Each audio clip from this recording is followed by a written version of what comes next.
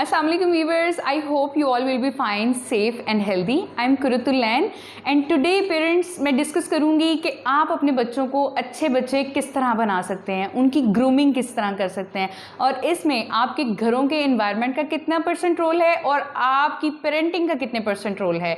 So parents, as a parent आपकी सबसे बड़ी जिम्मेदारी ये है कि आप अपने वजूद की आलूदगी को अपनी औलाद से दूर रखें, अपनी महरूमियों का शिकार अपने बच्चों को मत होने दें और अपनी ज़हनी पेचीदगियों से उन्हें दूर रखें।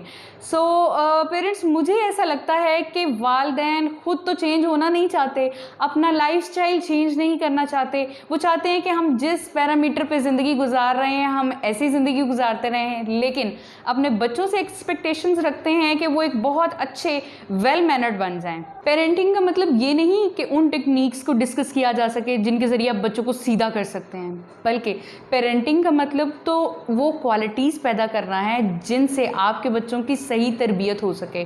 सो पेरेंट्स, आपने डिसाइड करना है कि स्पेशली जब आपके घरों में छोटे बच्चे हैं तो आपके घरों का माहौल ही डिसाइड कर देता है कि उनकी तरबियत कैसे होगी।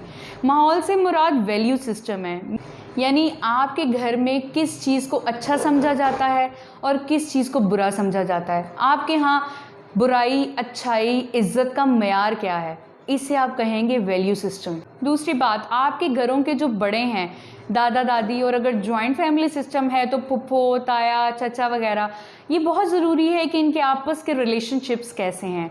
क्या ये हर बात बात पे लड़ते हैं, या ये एक दूसरे की चुगलियाँ करते रहते हैं, या एक दूसरे में कॉम्पिटिशन्स चलता रहता है, या एक दूसरे को नीचा दिखाने की कोशिश करते हैं। तो एट द एंड जो रिज़ल्ट होता है वो बच्चे के मिजाज में ख़राबी पैदा करता है, उसमें सोशल इनकम्पैटिबिलिटी डेवलप हो जाती है। तीसरी अहम बात कि हमारे घरों की एक्टिविटीज़ भी डिसाइड करती हैं कि हमारे बच्चे का मिजाज किस तरह का होगा।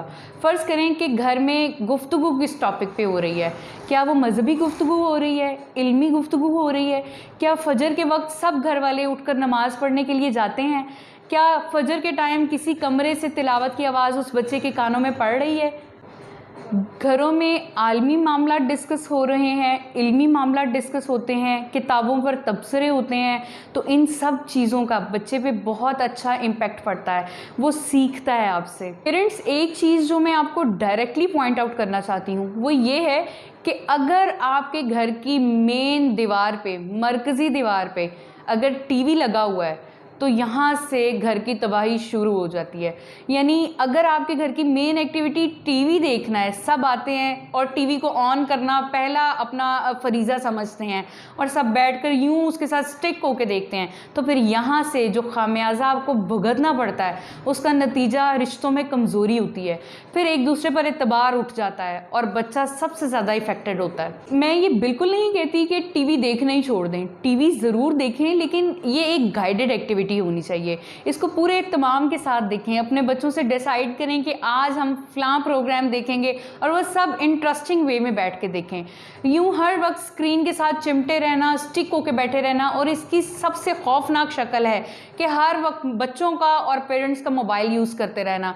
इससे आपके और बच्चों का रिलेशनशिप ब्रेक हो जाता है, वीक हो जाता है, जिससे वो ज़िद्दी हो जाते हैं, आपका कहना मानना छोड़ देते हैं, आपकी केयर करना छोड़ देते हैं।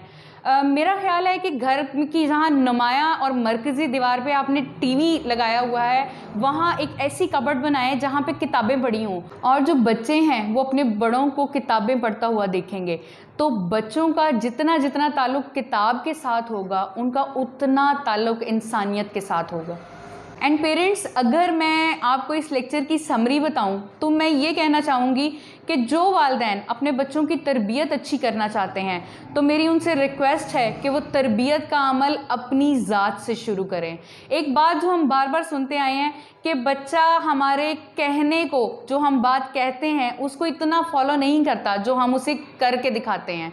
तो जैसे किसी इंसान ने अगर किसी बच्चे को मना किया है कि तुम झूठ ना बोलो, और कहने वाला वो इंसान है जिसने सारी ज़िंदगी झूठ बोला है, तो बच्चा उसकी बात कभी भी नहीं मानेगा। एक अगर कोई शख्स कह रहा है कि तुम नमाज़ पढ़ने जाओ और ख़ुद कभी उसने उस बच्चे के सामने नमाज नहीं पढ़ी, तो बच्चा अगेंस्ट जाएगा, एंटी चलेगा।